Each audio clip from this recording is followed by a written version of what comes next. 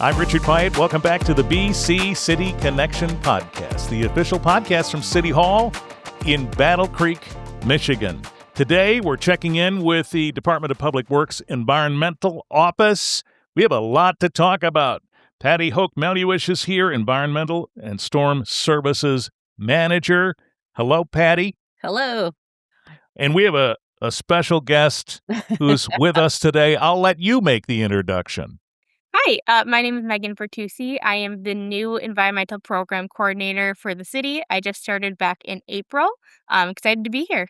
All right. Well, welcome, Megan. Thank you for this opportunity. Boy, we have a lot to talk about today, not the least of which is something I've always wondered about. So I have not done composting myself, but I always wondered about food scraps and how you handle that in composting. Turns out we're working on this.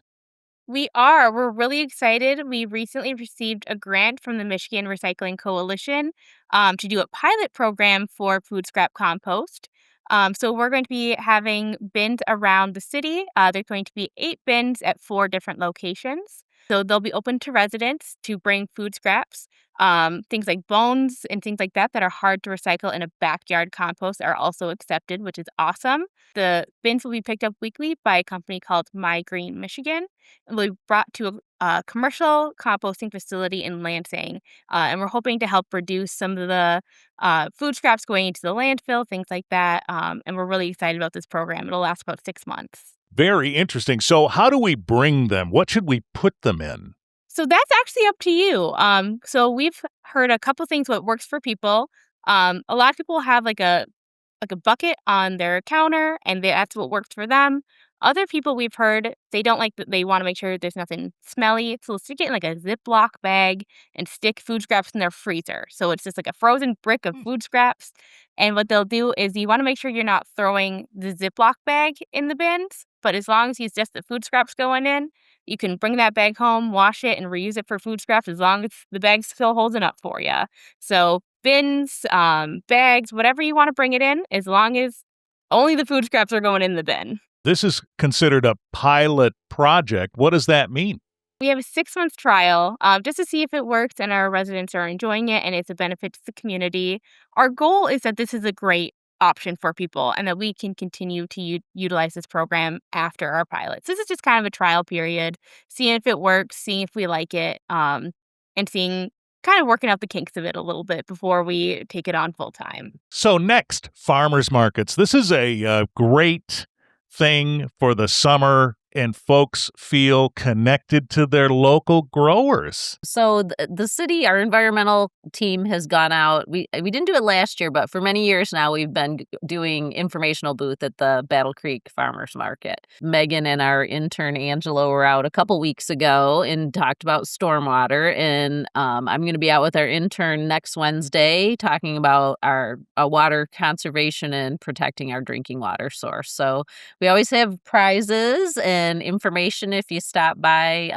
You can take home a little goodie for just coming to chat with us about the topic of the day. Another of the things that folks wonder about is tires. We know we can't just throw them out, but we don't quite know necessarily what to do with them. Or if we do, we might be wondering when an opportunity happens to get rid of them, right? So talk about tire recycling. All right, so we annually have a scrap tire recycling event with the city.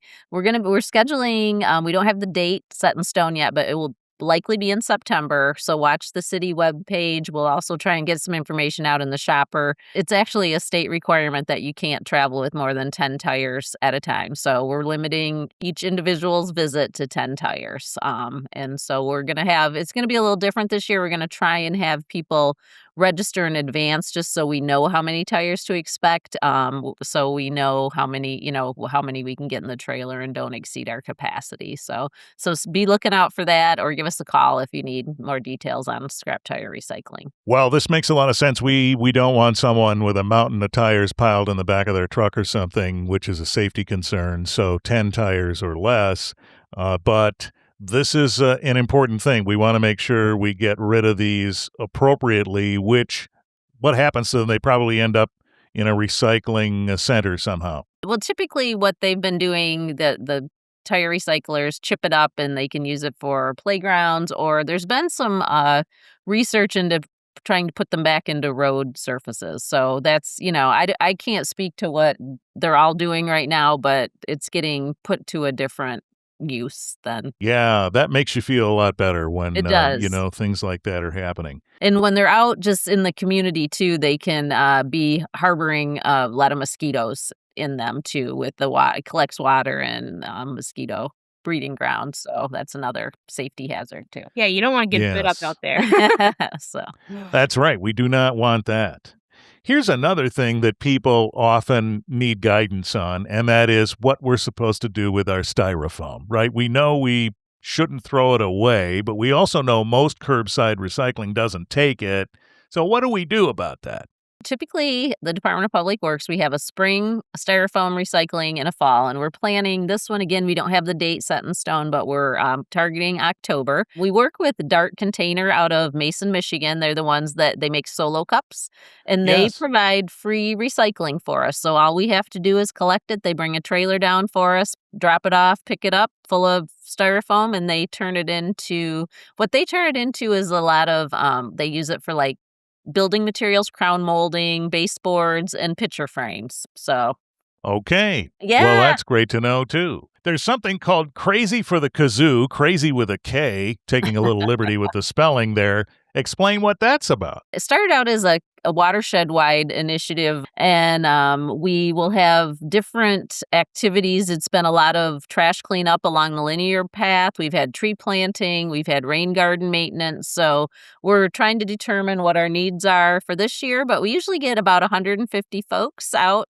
in the morning. We start out with donuts and then we send everybody off. And this year we're going to have a food truck at the end for everyone that's participated. So details are coming together, but it will be October 3rd in the morning. So All right. And so you need folks to help with this. we do. And we have a website called bcwater.org, and we have all of our environmental information housed on there. So if you go out to bcwater.org/events, you'll find a spot to register for that, or you can always give us a call here at the city too.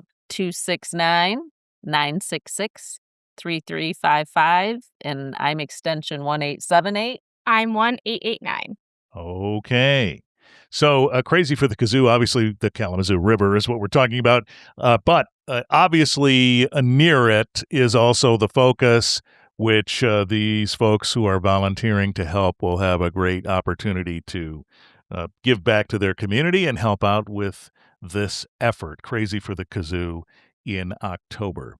What's this about a photo contest? So I can Wanna take that. one? So Yeah. Okay. every year we do like a wall calendar of Calhoun County, just kind of showing off some of the beautiful areas we have here. And we take the photos from that for that calendar, and we take it from residents throughout the city or anyone in Calhoun County. So as long as you have a photo from Calhoun County showing off like a landscape, or you could do like wildlife, something nature themed. We vote the top 3 in adults get a cash prize, and the top 3 in youth also get a cash prize. That they also are included in the calendar. And that goes out like 17,000, I think I'm still new, but 17,000 calendars I think go out a year. So Wow. you get your photo out there and you get some prize money, and it's a cool concept. I mean, being in a published situation with your photo is one thing, but, couple of dollars is not so bad either. Worth it. Okay. Yeah. We're looking for youth entries too. Well, we're looking for all entries, but particularly youth right now too. So, and Yeah, deadline. Deadline is July 31st. So it's coming up at the end of this month. Okay, July 31, 26. So if you're hearing this after that, this is something you've done before and probably will do again, right? Yes, we do it every year. So you can submit your photos. If it's after the deadline, you take a photo and it's a great photo, you can submit it to us for the next year's calendar. You just won't make it in 2027. Okay, great. That's a fun thing. And you can use any sort of a device to take that photo, even your phones? I mean, phone cameras are pretty good these days. Phone cameras are great, and you can use whatever you've taken, your phone, if you have a nice camera, whatever you have, we want to see it. Okay, that's it. So get that ready. Whether it's now or beyond the date, you'll be in the loop for one of those calendars. Yes. This is one thing that folks feel really good about when they see trees being planted. Talk about efforts related to that. So in the last couple of years, we have planted over 3,000 native trees and shrubs in the city of Battle Creek on our public lands. We had a number of grants. The big one was a National Fish and Wildlife Foundation grant. We're doing our best to keep those, make sure they make it to maturity. And we also had another grant through the Michigan Department of Natural Resources. We were able to put in about 100 trees at the wastewater treatment plant. That was done with some volunteer effort too, and those are doing great. Just went out and watered them yesterday. And then we had another tree grant last summer from the Battle Creek Community Foundation. The Thelma Greer Fund is devoted to trees, and so we were able to put 10 in at Claude Evans Park. And I want to put a plug in over the last at least 6 years, Kellanova. Their Go Green team has donated trees to the city and volunteers every Arbor Day to put in. They've been doing 8 to 10 trees a year for the last at least 6 years. So we've had trees at Full Blast. They did Claude Evans. McCrae Park was this year. Post Park, Hamilton Park. So lots of trees, lots of good things with trees. That's incredible. And you raise a great point, Patty, and I learned this the hard way. You can't just plant a tree and walk away. They need some care when they're fledgling. Yes. So watering, especially during this hot period, the first couple years is really key. And we've been fortunate that we've been able to keep on top of that. And, you don't want to just put a tree in and yeah. I'm guilty of that. I was naive about it and planted a tree and it didn't take because I didn't realize I needed to.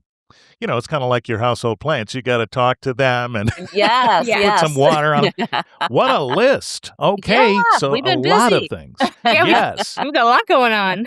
Absolutely. And make sure you check the show notes for this episode. If you heard something about a website or you want to click through for more info, we'll have a link in there. Meanwhile, Patty Hoch-Melluish and Megan Bertucci, thank you for your update. Thanks for your interest. We Thanks appreciate for having it. us. Follow us on the BC City Connection podcast.